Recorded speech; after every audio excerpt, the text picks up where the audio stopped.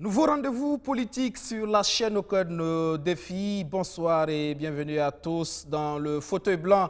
Ce soir, je reçois pour vous un CDR, un membre des comités de défense de la Révolution, engagé depuis 2011 à l'UPC, l'Union pour le progrès et le changement. Il est médecin spécialiste en hépato-gastro-entérologie et nutrition, enseignant-chercheur donc à l'université de Waïgouya. Le docteur Steve Léonce Zungrana, secrétaire national à la santé de l'Union pour le progrès et le changement. Bienvenue dans le fauteuil blanc ce soir. Merci. Merci de répondre à notre invitation. Alors, la politique nationale de la santé du Burkina Faso, on en parle puisque vous êtes du secteur de la santé. Récemment, déjà, on a vu cette grogne des étudiants en pharmacie pour une programmation qui serait insoutenable. Est-ce que vous comprenez les étudiants? Oui, nous comprenons bien les étudiants puisque nous-mêmes nous sommes passés par là. Vous savez que les études de pharmacie et de médecine sont des études très difficiles avec un programme qui est assez vaste. Et vu les problèmes de chevauchement des années universitaires que vous connaissez, à un certain moment, il faut essayer de résorber tout ce retard-là. Et la programmation peut effectivement sembler insoutenable pour les étudiants. Mais je pense qu'on ne peut pas jeter l'anathème sur les enseignants.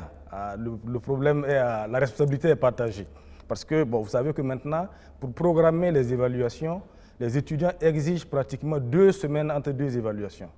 Or, nous savons que l'année scolaire n'est pas extensible à volonté. Donc, à un certain moment, on en arrive donc à des situations de ce genre-là. Mais je pense qu'avec le dialogue entre enseignants et étudiants, entre l'administration et les étudiants, un terrain d'entente devrait être rapidement trouvé. C'est vrai que le ministre en charge de l'enseignement supérieur disait qu'il n'appartient pas aux étudiants d'imposer leur façon de voir la programmation, c'est plutôt donc à l'administration de le faire. Mais il y a que les étudiants posent de véritables problèmes, effectivement, parce que c'est la formation du capital humain de qualité qui est ainsi posée, et ça aussi, c'est important. Je suis tout à fait d'accord avec vous, parce que cela met en lumière la problématique du LMD en lui-même, qui normalement devrait nous permettre de sortir de cette impasse. Malheureusement, le LMD est un système qui a été mis en branle, mais comme vous le savez, les moyens ne suivent pas derrière pour permettre aux apprenants de pouvoir acquérir les connaissances en temps voulu. Donc l'administration aussi est totalement impuissante face à cette situation. Parce que pour que le LMD fonctionne, il faut déjà que chaque étudiant ait un ordinateur et qu'il soit connecté à l'Internet. Lorsque vous regardez tous les rapports qui sont faits sur les universités africaines, l'université de Ouagadougou est l'une des universités là où le débit de la connexion est des plus faibles. D'accord ? Donc on n'a pas ce système-là d'accompagnement de ce LMD qui normalement devrait être performant. Donc on est forcément face à une impasse. Et il y a eu beaucoup de réflexions face à cette situation-là. C'est le régime du MPP qui est au pouvoir. C'est à eux de pouvoir trouver les solutions idoines pour nous permettre donc de résorber ce système-là, et ce retard plutôt, tout en permettant au LMD de pouvoir s'affirmer. Vous parlez de responsabilité partagée, vous aussi enseignant, on voit aussi que vous avez parfois, je dirais même souvent, des activités parallèles dans des cliniques privées. Ça aussi, ça peut être l'une des raisons qui fait qu'on condense un peu les devoirs pour en finir rapidement parce qu'on a d'autres chats à fouetter. Il n'y a vraiment pas d'amalgame à faire à ce niveau. Les cours sont très bien programmés par l'administration au niveau de l'université. Chaque enseignant sait très bien quand est-ce qu'il doit faire les cours qui sont suffisamment préparés à l'avance. Donc il n'y a vraiment pas de possibilité d'être en clinique au moment où les cours sont programmés. On n'a vraiment pas ce problème-là. Aujourd'hui, effectivement, vous parlez donc du régime MPP. Il estime qu'en matière effectivement de politique de santé, notamment de formation du personnel, il y a un grand bond en avant. On a vu le bilan en 2017 du ministère de la Santé. C'est beaucoup de médecins formés, beaucoup de recrutement. C'est aussi des formations en spécialisation.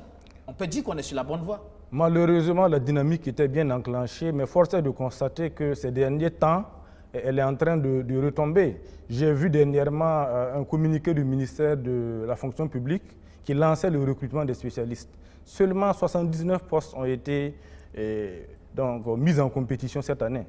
Vous regardez des spécialités importantes comme la cardiologie, on demande à recruter un seul médecin pour cette spécialisation. En gastro-entérologie, un seul médecin. En maladies infectieuses, aucun centre de santé en périphérie, aucun CHR aujourd'hui n'a un médecin infectiologue. Et on ne met que 2 postes en compétition. Donc 2, 1, 2, 1. À ce rythme, je ne sais pas si vraiment on pourra s'en sortir. Alors, sur la question des conditions de vie et de travail du personnel sanitaire, là aussi il y a eu des efforts, notamment la loi sur la fonction publique hospitalière. Qui malheureusement n'a toujours pas connu un début d'exécution. Or, cette fonction publique hospitalière, c'est un engagement qui a été pris par le président du Faso lors de la campagne des élections en 2015. Mais jusqu'à présent, la fonction publique hospitalière n'a pas connu de début d'application. Donc nous sommes dans l'impasse. Pourtant, nous savons que la performance d'un système de santé dépend de la motivation de ses agents.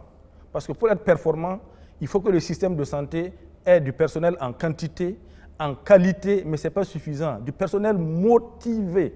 La motivation est importante. Vous connaissez très bien la pyramide des besoins qui a été élaborée par Abraham Maslow en 1940. Les gens ont besoin d'être motivés, voilà, parce qu'il ne suffit pas de construire des centres de santé ou de former du personnel, mais la motivation est essentielle et il faut explorer toutes ces voies-là. Vous avez été CDR, le sens du patriotisme aussi? Ah, bien sûr. Le sens du patriotisme n'est pas médecin ou agent de santé qui veut. Il faut avoir de la vocation, il faut accepter d'avoir une certaine dimension universelle, donc de pouvoir opérer un renoncement de soi-même. Ce n'est pas en médecine qu'on devient milliardaire. Hein. Donc on accepte donc, un certain nombre de sacrifices. C'est d'ailleurs pour cela que vous allez voir des médecins qui consultent 20, 30 patients. Ce n'est pas normal. Normalement, on devrait être suffisamment nombreux pour que chacun ait une charge de travail acceptable pour minimiser les risques d'erreur. Mais le personnel de santé s'engage malgré les moyens de bord pour offrir donc les résultats. Nous avons l'obligation de mettre toutes les dispositions qui sont à notre niveau pour parvenir donc à la guérison des patients. Le défi, il est également au niveau des infrastructures pour l'accès à la santé. Là aussi, on peut dire qu'il y a eu des efforts de construction d'infrastructures. Oui, malheureusement, la santé, un domaine comme la santé est un domaine qu'il faut apprécier de façon holistique. De façon holistique, il ne faut pas faire il ne suffit pas de construire des centres de santé. Vous savez que même lorsque vous avez un centre de santé, il faut répondre à des normes minimales en matière de personnel. Il faut répondre à des normes minimales en matière d'équipement. Actuellement, au Burkina Faso, si je tiens compte des résultats qui ont été livrés par l'annuaire statistique de la santé de 2017, seulement 91% des centres répondent aux normes minimales en matière de personnel. On a même régressé, parce qu'en 2014, on était à 94,3%. Il y a un problème qui se pose. Et les normes en matière d'infrastructure, là aussi, nous sommes largement en deçà des recommandations. Donc il ne suffit pas de construire des centres de santé. Malgré les 140 CSPS qui ont été construits entre 2015 et 2017, mais le rayon d'action moyen théorique n'a chuté que de 4 points. Il est passé de 6,9 km à 6,5 km, c'est-à-dire la distance entre un village et le centre de santé le plus proche. C'est déjà quelque chose, non? Mais c'est pratiquement... parce qu'en réalité, le ministère ne tient pas compte, dans sa planification, des cartes sanitaires qui sont mises à sa disposition. Donc des disparités existent toujours.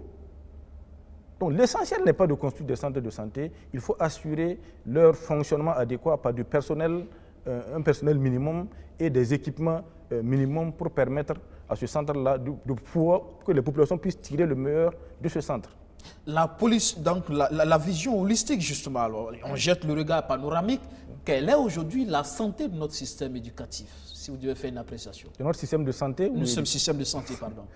Moi, je dirais que notre système de santé lui-même est malade. Il a besoin d'un diagnostic très précis et d'une thérapie appropriée.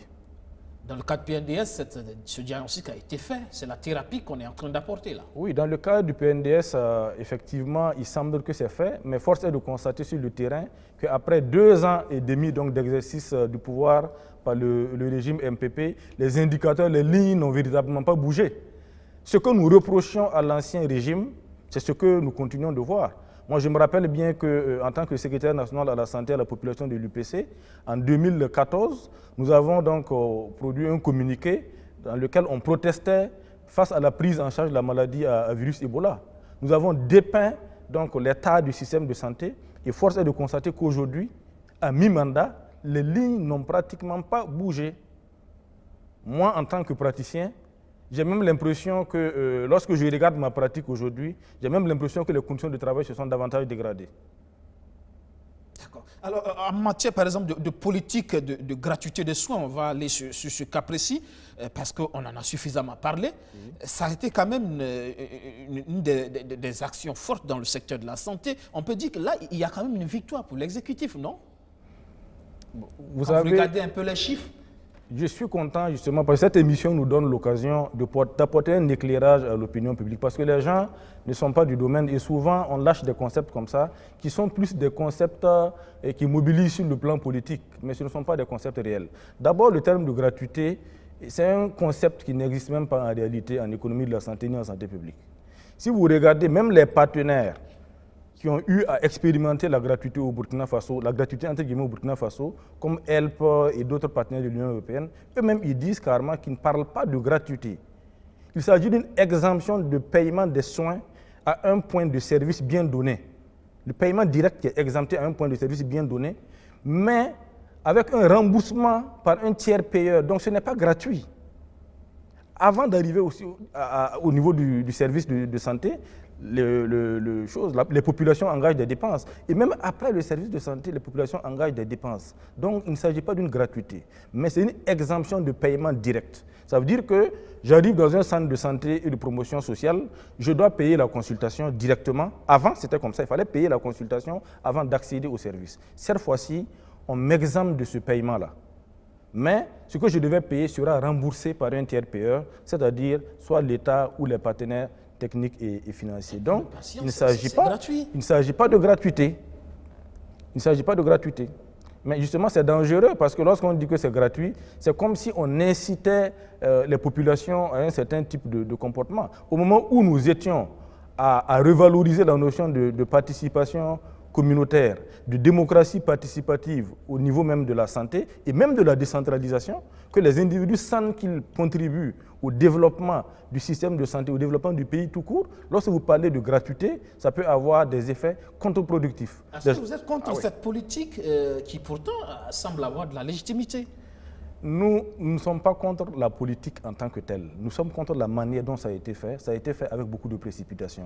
Lorsqu'on remplace un régime qui a eu à exercer pendant 27 ans et dont nous-mêmes nous décrivons les tares, il faut prendre donc le temps, d'accord, pour régler les problèmes structurels, cette fois-ci pour de bon. Il se trouve que ce sont des acteurs qui étaient dans l'ancien régime, donc qui connaissent déjà le problème, donc ça permet d'aller vite. Mais malheureusement, le constat est que l'espoir suscité est vite retombé. Voilà, parce qu'on s'est rendu compte qu'il y a des ruptures de médicaments. Les gens vont dans les formations sanitaires et ils n'ont pas accès aux soins de santé parce que l'information a manqué. Vous savez, les soins, c'est une chaîne. Je vais dans un hôpital avec mon enfant. Il se trouve que la pathologie présentée par l'enfant nécessite la prescription d'un médicament de spécialité qui ne se trouve pas dans les dépôts de l'hôpital. Mais on va donner une ordonnance pour que le parent aille donc en pharmacie acheter le médicament. Est-ce que c'est gratuit?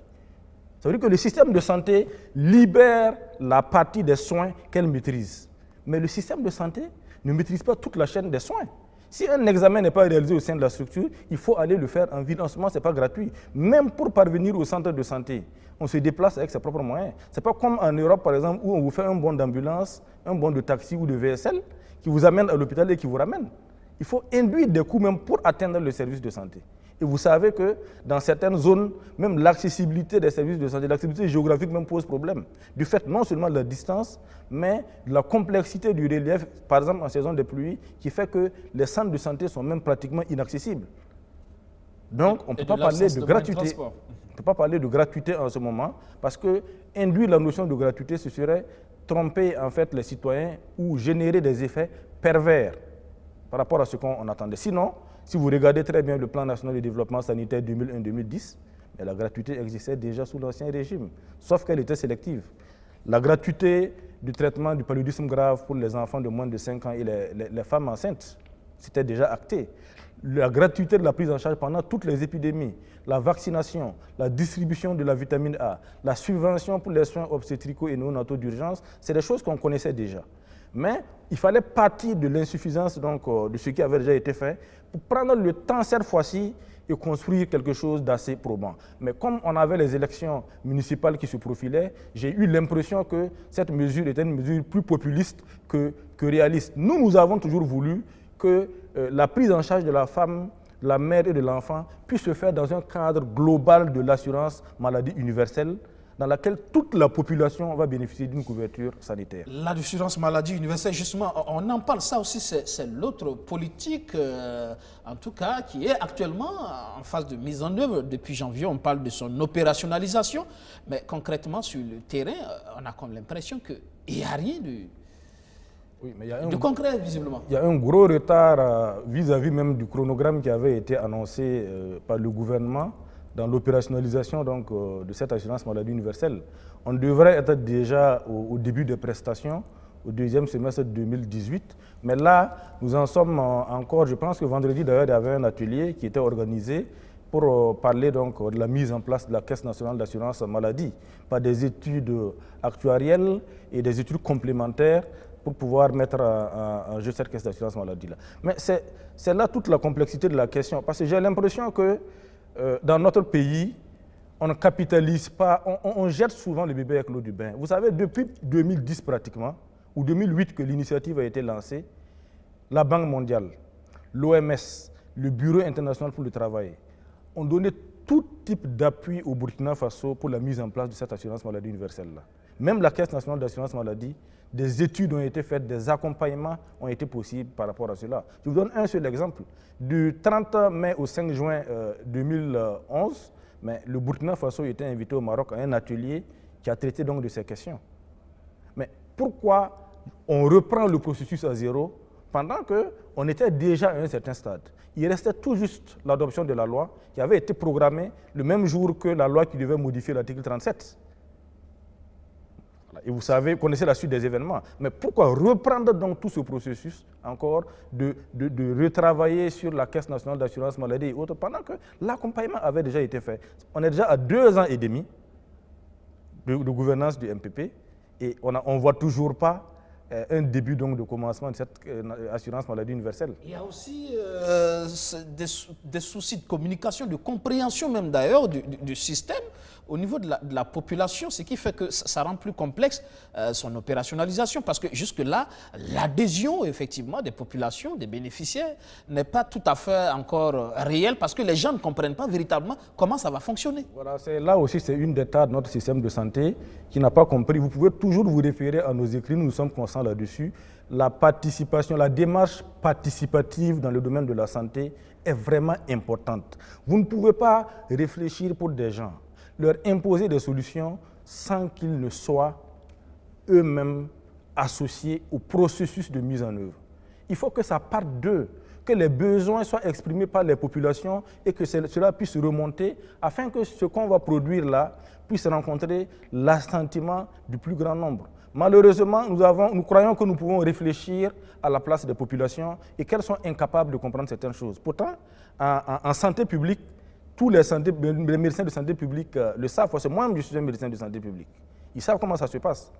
Il faut toujours partir des populations pour partir de ce qu'on appelle les besoins ressentis, qu'on va confronter aux besoins objectivés, ça veut dire ce que nous avons comme statistiques, et c'est la confrontation de ces deux-là qui permet de définir les priorités. Et souvent, même sur le terrain, on demande aux populations d'exprimer les besoins et de classer elles-mêmes leurs besoins par ordre de priorité. Elles-mêmes, elles classent leurs besoins. Et on en tient compte pour l'élaboration des programmes. Mais malheureusement, nous communiquons très peu dans le domaine de la santé et ça, c'est quelque chose qu'il va falloir corriger. L'autre problème dans le système sanitaire national, c'est bien la question des évacuations sanitaires. On a vu toute la polémique autour de l'élément des forces de défense et de sécurité qui devrait être évacué, par exemple. On a l'impression que dans ce domaine-là, c'est encore les plus riches qui en bénéficient le plus. Pourtant, ça nous coûte beaucoup d'argent, les évacuations sanitaires. Malheureusement, tout ça, ce sont les tas de la gouvernance que nous avons dénoncés depuis et qui continue jusqu'à présent. Parce que si on avait doté vraiment notre système de santé d'infrastructures assez compétitives, de personnel formé pour tenir compte des défis nouveaux dont je vous parlais, on n'en serait pas là. Parce que comme je vous l'ai dit, aujourd'hui nous avons affaire à des maladies chroniques non transmissibles. Le cancer qui fait son apparition et qu'on ne connaissait pas avant. Les maladies cardiovasculaires qui sont en train de devenir les premières causes de morbidité et de mortalité dans nos pays et qui relevaient avant donc, de pathologies occidentales. Donc ces maladies-là apparaissent chez nous et il faut justement apporter une réponse adéquate en formant des gens dans des domaines très pointus et en les équipant pour pouvoir faire face à ces pathologies. En ce moment, on ne serait pas obligé de toujours évacuer les patients. Sinon, le système de santé lui-même sera un très grand producteur d'inégalités sociales, puisque c'est toujours les plus nantis qui, bien sûr, par leurs réseaux sociaux ou leurs réseaux politiques, arrivent en tout cas à obtenir les évacuations sanitaires aux frais du contribuable.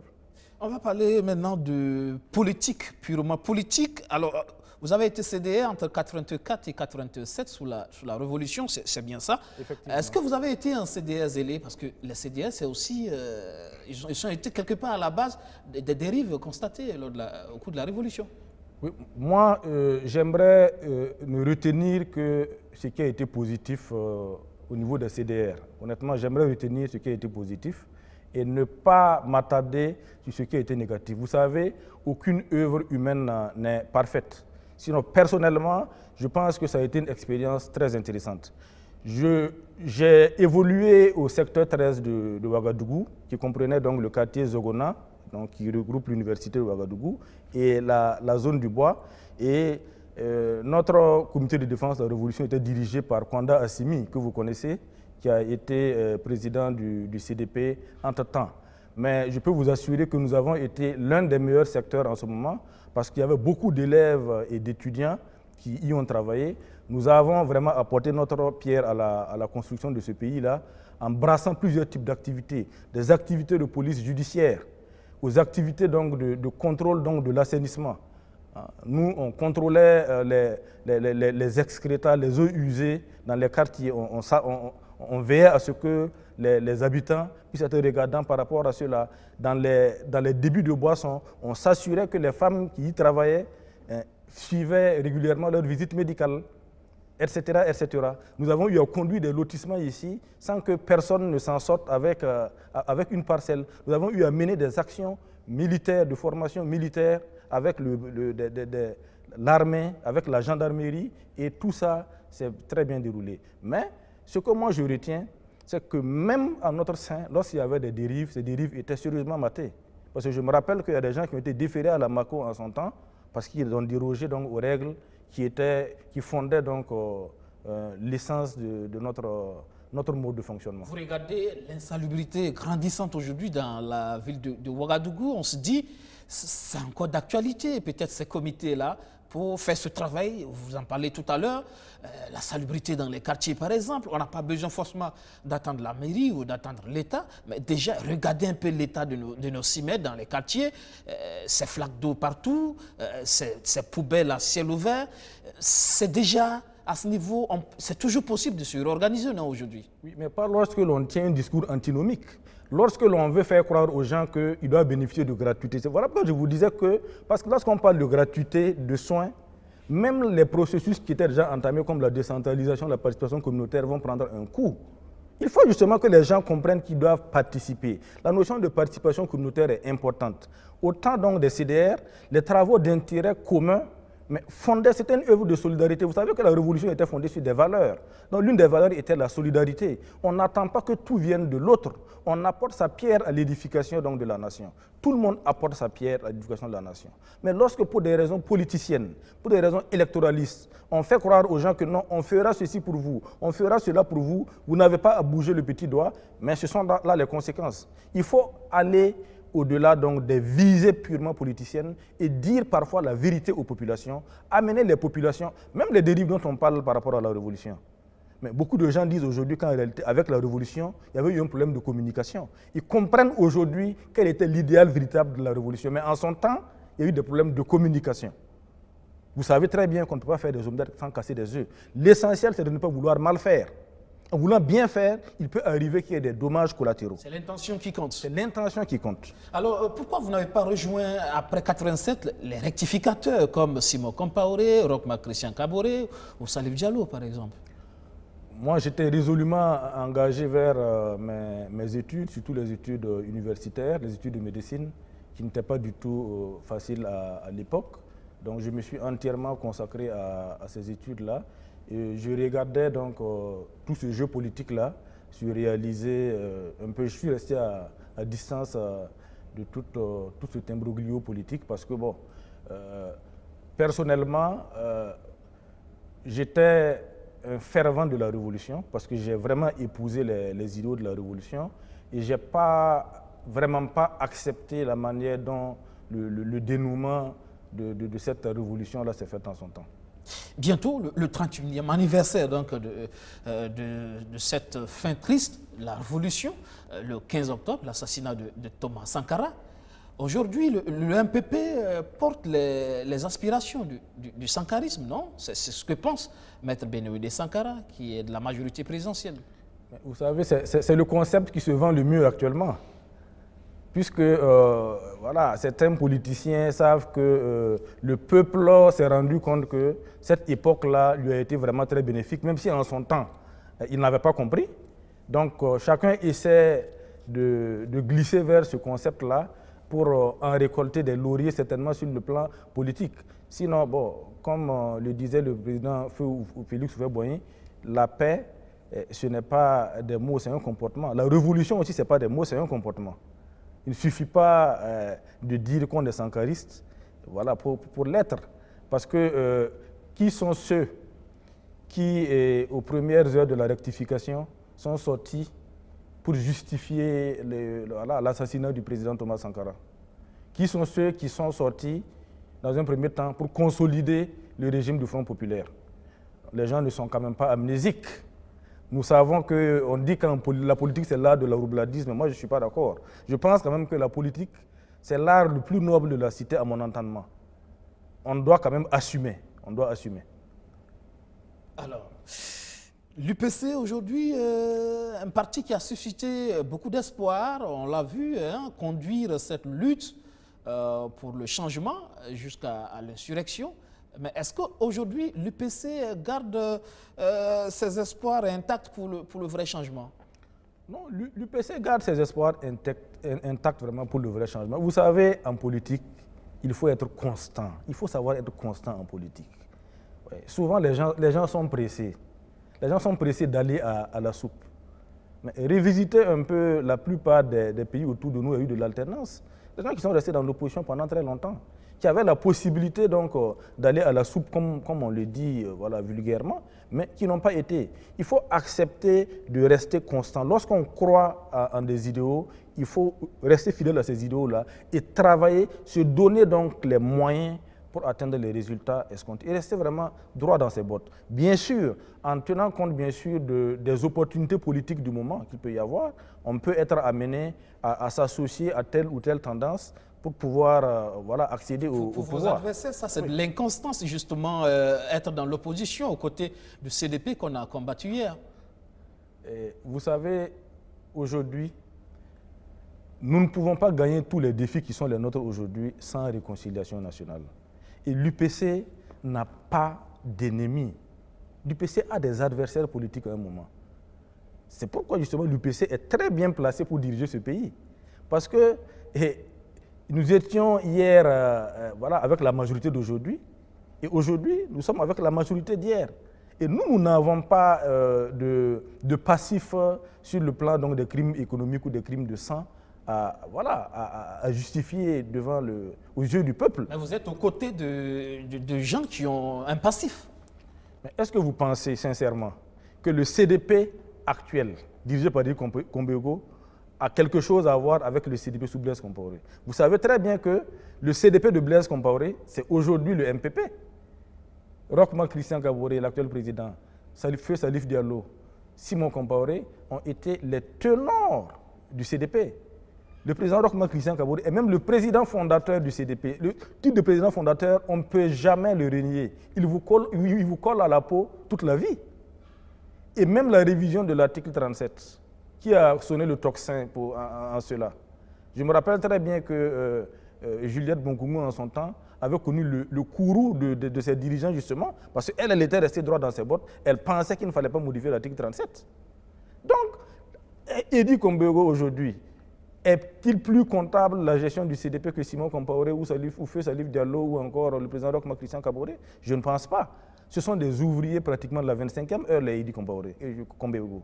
Donc, dire que nous ne collons pas d'étiquette à un parti, d'accord? C'est le comportement. À partir du moment où le CDP lui-même reconnaît avoir tiré des leçons de l'insurrection populaire, accepte de faire sa mue, accepte donc de demander pardon au peuple, mais il n'en a pas fallu plus pour que le peuple pardonne justement à Roch Marc Christian Kaboré, l'actuel président, lorsqu'il a fait son mea culpa. Et il a même été élu par ce peuple-là. Donc, vraiment, c'est une manœuvre politicienne pour nous éloigner peut-être d'alliances qui certainement serait fatale pour eux en 2020. Vous pensez? Ben bien sûr. Bien sûr. Je pense que le microcosme politique actuellement, tout le monde voit bien les choses. On voit bien les trois forces en présence qui nous ont été données par les élections législatives. Hein. Oui, bon, si on peut le dire ainsi.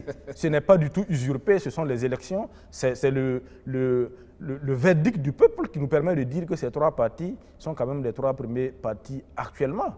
Et tout le monde sait qu'au gré des alliances, aucun parti ne peut prétendre actuellement passer au premier tour, comme ça a été le cas lors des élections passées. On vous a vu récemment, cette marche-meeting de l'opposition politique, ça ne vous gênait pas de marcher comme ça aux côtés effectivement des leaders du CDP, de la NAFA, de la DFRDA? Ce n'était pas quelque peu gênant? Pour certains analystes, ça a été pour quelque chose dans le fait que certaines parties de la population n'a pas adhéré à cette marche.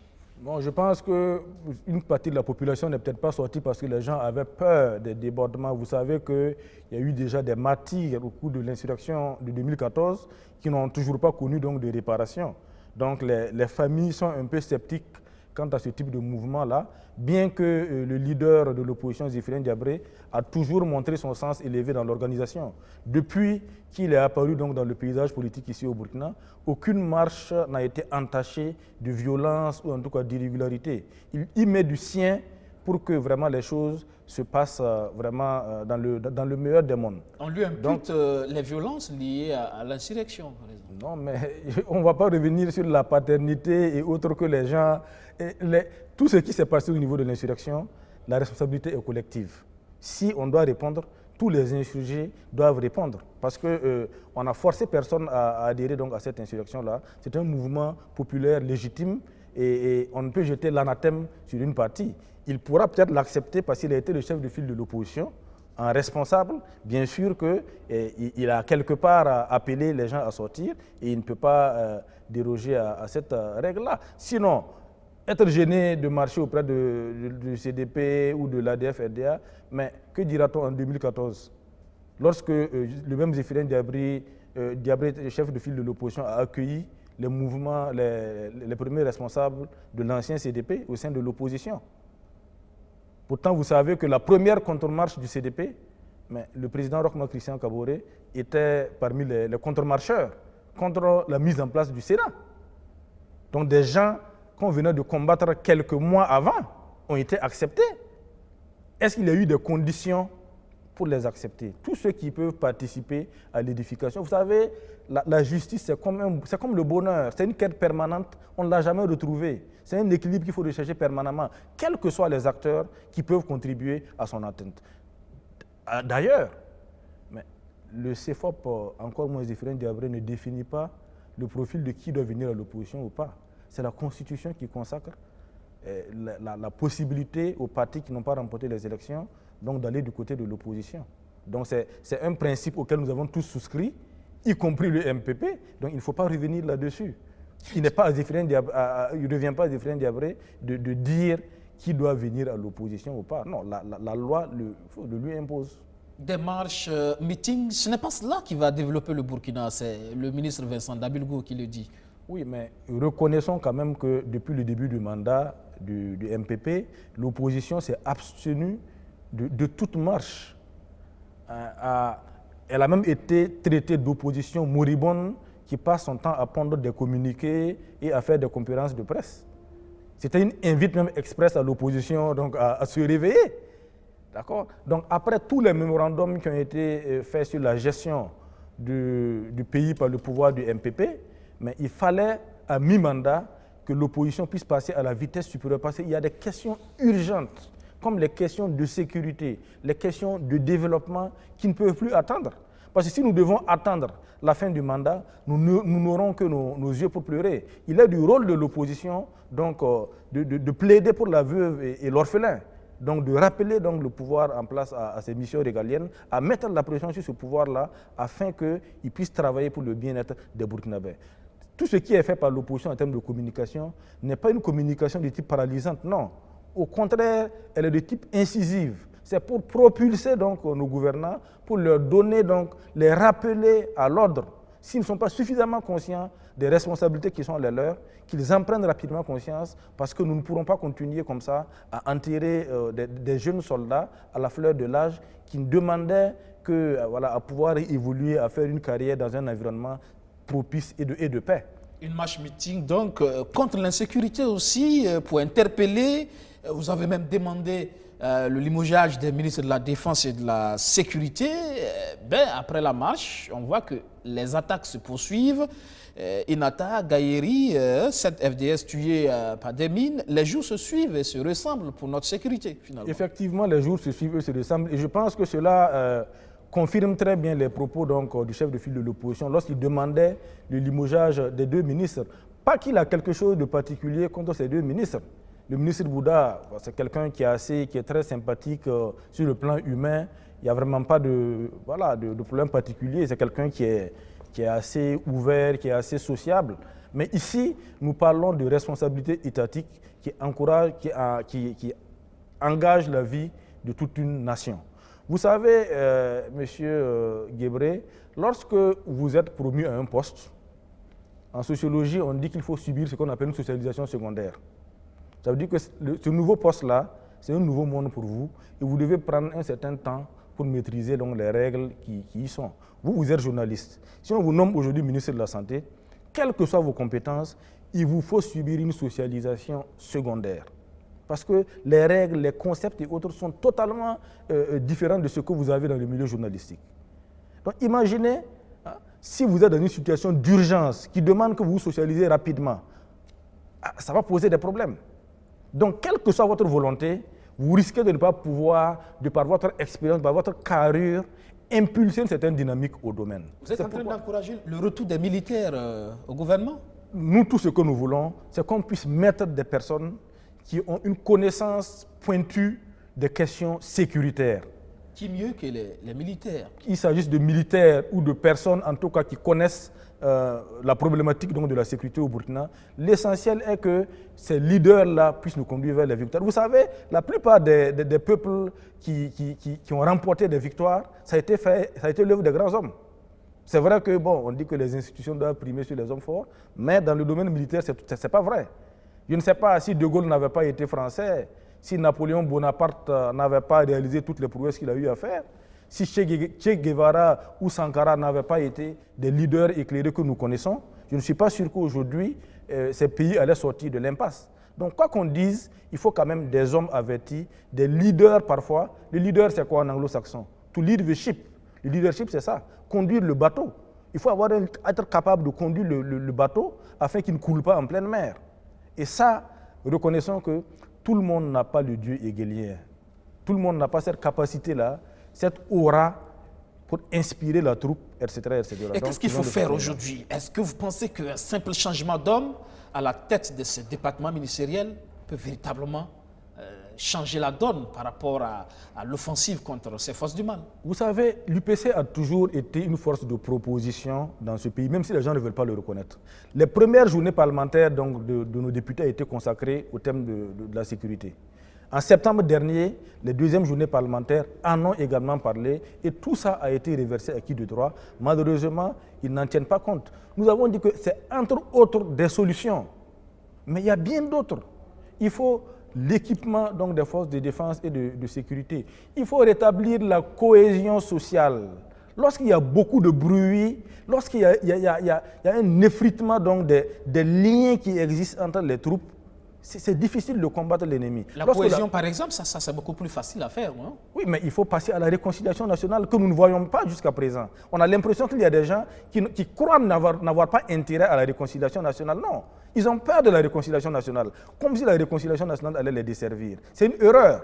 Je pense qu'il faut réconcilier les Burkinabés pour pouvoir affronter les défis de taille qui sont les nôtres, comme les défis sécuritaires qui n'attendent pas. Des défis justement où on a bénéficié récemment de ce soutien de la force Barkhane, la force française Barkhane, qui a opéré des frappes à Inata, par exemple. Voilà. Mais bon, dans cette situation, je pense que nous ne pouvons pas cracher sur une aide qui viendrait en tout cas préserver nos populations, nos forces de défense et de sécurité d'une hécatombe. Mais tout cela prouve justement que, quand on dit que gouverner c'est prévoir, le régime du MPP n'a pas souscrit à cette maxime. Parce qu'ils sont arrivés dans un environnement où ils savaient très bien que la sécurité se dégradait dans la sous-région. Donc ça veut dire que leur politique dans le domaine de la sécurité n'est pas à la hauteur des problèmes posés à l'heure actuelle, de sorte qu'ils sont obligés de faire appel à des compétences extérieures. Pourtant, notre armée regorge de cadres capables d'apporter une réponse appropriée. Mais le Burkina Faso actuellement est comme un athlète, un champion du 100 mètres plat, mais qui court avec un seul pied. Il a ses deux pieds, mais il décide de courir avec un seul pied. Parce que tout le monde ne participe pas en réalité à l'effort national. Alors, justement, sur cette question, on vous dira toujours au niveau de l'opposition, Zéphirin Diabel serait au pouvoir, que ça n'allait pas être différent sur cette question sécuritaire. Vous êtes sûr?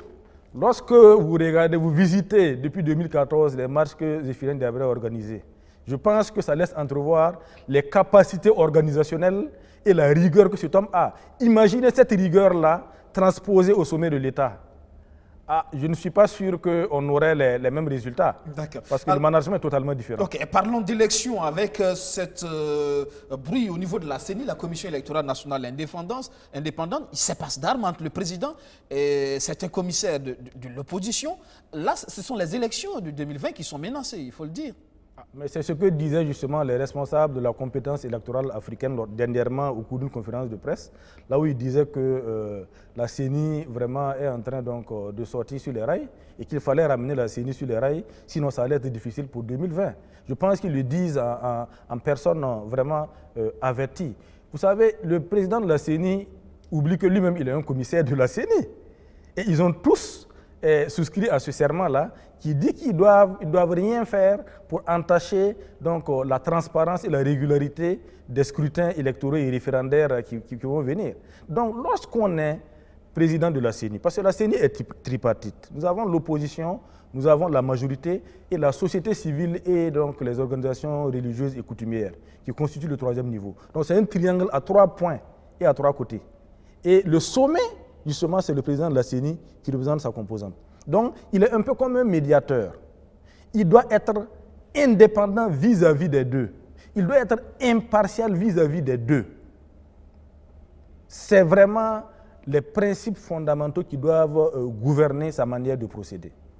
La conférence des commissaires de la CENI délibère sur toutes les questions d'importance au niveau de la CENI. Donc, si les gens ont l'impression à un certain moment qui ne sont pas écoutés, ils ne sont pas considérés, et que les décisions se prennent en solitaire, c'est tout à fait normal qu'ils réagissent. Je vous parlais tantôt de la pyramide des besoins d'Abraham Maslow.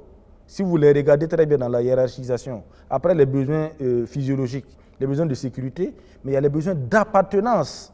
L'individu doit sentir qu'il appartient à un groupe qui le reconnaît. Ensuite, on a les besoins d'estime, sentir qu'on a une certaine importance, qu'on a de la valeur et qu'on est considéré. Je pense que parmi les commissaires de la CENI, il y a un avocat. Parmi les commissaires de la CENI, il y a un psychologue qui est maître assistant. Vous pensez que vous pouvez infantiliser ces gens-là? C'est trop facile de dire qu'ils sont téléguidés. Ce ne sont quand même pas des enfants. Il faut, si je communique avec vous, M. Guébré, que vous n'avez pas compris, je ne vous apprends rien. C'est que je n'ai pas bien communiqué. Ça veut dire qu'il y a un parasite dans ma communication. Donc si il y a un problème au niveau de la CENI, le président de la CENI doit prendre ce problème sur lui. C'est lui qui doit se mettre en... C'est un problème purement de management parce que le principe fondamental qui doit guider donc le fonctionnement de la CENI, c'est la collégialité. C'est justement pour éviter, on ne vote pas là-bas systématiquement comme à l'Assemblée nationale, non. C'est pour éviter qu'il y ait des crises post-électorales après qui vont vous rattraper. D'accord. Et le président justement de la CENI qui est en quête de soutien et qui a rencontré la CODER et qui visiblement semble avoir le soutien effectivement de la CODER qui est quand même un regroupement de partis politiques de l'opposition. On a vu quand même que oui, il y a eu ce soutien par rapport aux réformes engagées par le président de la CENI, notamment par le biais du président de la CODER, Ablassé Ouedraogo. Je ne sais pas si ce que M. Ablassé Ouedraogo a fait engage la CODER, ça je ne sais pas. Je sais qu'il est le président du mois de la CODER et qu'il a développé cette initiative-là. Mais moi, je trouve que c'est une initiative malheureuse. Elle est malheureuse parce qu'il faut éviter de jeter de l'huile sur du feu. Il y a des initiatives actuellement qui sont en train donc de vouloir amener les commissaires à la table, autour de la table avec le président, afin donc de lever les points de litige qu'il y a entre eux. Donc se prononcer sur le fond, déjà, hein, je pense que c'est prendre parti et ça c'est très dangereux. Parce que je ne vois pas en quoi, si on doit rentrer dans le débat de fond, vous pensez que envoyer donc des messages par SMS ou des appels téléphoniques seulement en langue, en français, en djoula, en fulfulde, permettent donc d'enrôler tous les électeurs au Burkina? Si on prend un électeur qui est à Gawa, qui parle le lobiri et qui est analphabète, est-ce qu'il pourra répondre donc à cet appel ou à cet SMS? On peut multiplier les exemples. Si on prend un électeur Bissa qui ne comprend pas ces trois langues et qui est analphabète, qu'est-ce qu'il fait? Oui. C'est des situations qui peuvent permettre, par exemple, pourquoi pas, d'ouvrir une porte à des fraudes massives. Parce que là, on peut choisir des zones où on va disponibiliser suffisamment de cartes, où on va enrôler suffisamment d'électeurs, et d'autres zones qui peuvent être, par exemple, les bastions de l'opposition, où on ne le fera pas. Donc, comme je vous l'ai dit, la CENI doit travailler à ce qu'il n'y ait pas de doute sur le processus électoral, à ce que ce processus-là ne soit pas contesté et qu'il soit accepté par les partis qui vont intervenir dans les élections. Au niveau de l'opposition, on a des doutes par rapport à la crédibilité de l'Office national d'identification à partir du moment où on peut admettre quand même que c'est une structure administrative comme les mairies qui délivrent les actes de naissance qui servent effectivement à faire les cartes nationales d'identité. C'est aussi des acteurs politiques qui peuvent se retrouver au sein des mairies. Oui, mais cela m'amènerait à poser la question de savoir pourquoi on a retiré l'organisation des élections au ministère de l'Intérieur et qu'on a cru nécessaire de mettre en place une CENI. L'Office national d'identification n'est pas une structure neutre, je suis désolé. Vous savez très bien que son premier responsable est un militant du MPP. Il est même dans le bureau politique national du MPP. Vous pensez qu'il pourrait être tenté de mettre, de favoriser son parti? Dans les mairies, on a un personnel politique. Oui, on a un personnel politique, mais l'identification, c'est l'Office national d'identification qui en a la paternité et qui pourra dire qui sont donc les Burkinabés qui ont franchi le cap des 18 ans et qui peuvent être enrôlés comme électeurs. Et ça pose véritablement un problème. Il faut redonner à la CENI ses lettres de noblesse, qu'elle soit impartiale, indépendante vis-à-vis des partis politiques, qu'elle observe une neutralité absolue. Ça veut dire qu'elle n'impose pas, surtout le président de la CENI. Moi, je dis vraiment, c'est important parce qu'on a l'opposition et la majorité qu'on n'a pas voulu mettre face à face. On a fait appel à un troisième interlocuteur qui est censé être neutre. Donc vous imaginez que si l'une des parties ou l'autre sent une certaine impartialité de la part de celui que je peux considérer comme étant un médiateur, là, le processus va s'arrêter là. Il y aura certainement des problèmes. Donc, soit il revient à de meilleurs sentiments, parce que se jeter dans ces diatribes contre le chef de file de l'opposition, contre l'UPC, etc., c'est déjà commettre une très grave erreur. Il ne doit pas, c'est peut-être un sentiment qu'il a, mais il ne devrait même pas l'exprimer. On attendra de voir donc la suite des événements. Le plus important est qu'il y ait des élections en 2020, des élections transparentes et crédibles, c'est bien ça. Alors en fin d'émission, vous allez me dire ce que vous pensez de Maître Benewende Sankara. Maître Benewende Sankara, j'avoue vraiment que c'est une déception pour moi parce que au début, j'avais vraiment cru en l'idéal sankariste qu'il semblait incarner, mais je me rends compte que dans les faits aujourd'hui, dans son comportement, il ne véhicule pas les valeurs du sankarisme, des valeurs qui sont des valeurs de constance, des valeurs d'intégrité, mais aussi des valeurs de respect mutuel. Zéphirin Diabré? Zéphirin Diabré, j'ai vraiment beaucoup d'estime pour lui. Je pourrais même dire qu'il m'inspire beaucoup. Il m'inspire beaucoup parce que lorsque je regarde un peu son parcours politique, c'est quelqu'un qui a un certain courage politique, c'est quelqu'un qui accepte de s'assumer. C'est le seul qui a accepté, lorsqu'il a senti qu'il n'était pas en phase avec ce qui se passait sous le régime de Blaise Compaoré, qui a accepté donc d'aller calmement demander à rendre le tablier et de voir sous d'autres cieux. Et depuis qu'il est revenu au Burkina Faso, reconnaissant qu'il a beaucoup apporté à la démocratie, c'est vraiment un adepte du vrai changement. Et Inch'Allah, s'il plaît à Dieu, il aura l'occasion de pouvoir mettre à la disposition du peuple burkinabé toute l'immensité donc de son talent et toute sa probité morale et intellectuelle. Pour terminer, Rochma Christian Kabore? Oui, le président du Faso me semble en tout cas un homme qui a un grand cœur, ça veut dire qui est très ouvert, qui est très paternaliste, qui apparemment n'a pas de problème sur le plan humain, mais je dis que pour diriger une nation, il faut plus que ça. Il faut de la fermeté et il faut savoir parfois avoir une certaine dimension universelle et mettre de côté les amitiés et les liens de parenté. Et malheureusement, cela semble lui manquer. On est en fin d'émission. Merci d'être passé dans le fauteuil blanc ce soir. C'est moi qui vous remercie. Merci. Mesdames, Messieurs, je recevais pour vous le docteur Steve Léonce Zungrana. Il est médecin spécialiste en hépato-gastro-entérologie et nutrition. Il est enseignant-chercheur à l'université de Waïgouya et secrétaire national à la santé de l'Union pour le progrès et le changement UPC. Merci de nous avoir suivis. Excellent suite de programme sur notre chaîne. Bonsoir.